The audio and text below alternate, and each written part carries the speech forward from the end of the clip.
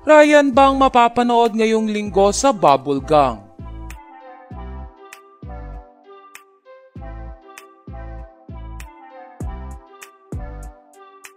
Nahagi ng It's Showtime host na si Ryan Bang sa kanyang Instagram account ang kanyang guesting sa kapuso comedy show na Bubble Gang.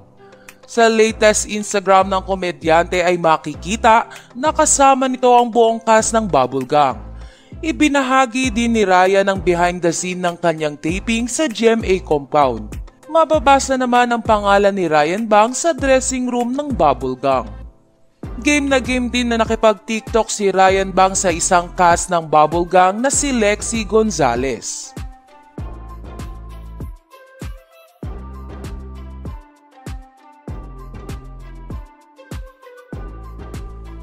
Samantala, hindi ito ang unang appearance si Ryan Bang sa GMA dahil kung maaalala ay nag-guest na ito sa Fast Talk with Boy Abunda kung saan ay kasama niya ang kanyang kapwa It's Showtime host na si Jong Hilario.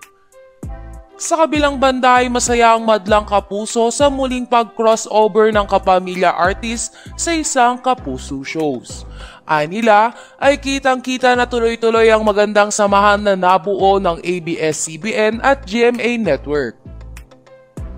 Gayunpaman, dahil sa pagbisita ni Ryan Bang sa Bubble Gang ay maraming madlang people ang naniniwala na malapit na matuloy ang guesting ng nanay-nanaya ni Ryan Bang na si Vice Ganda. Matatandaan na naghihintay na lamang ng imbitasyon si Vice Ganda para makadalaw ito kina Michael B. At dahil naumpisahan na kay Ryan ay hindi malabo na sumunod na si Vice Ganda. Excited naman ang madlang people na mapanood na sa linggo si Ryan Bang sa Bubble Gang. Lalo na at kilala si Ryan na sanay na sa comedy show na mayroong live audience. Nahasa nga ang galing ni Ryan dito dahil sa kapamilya comedy show na Banana Split.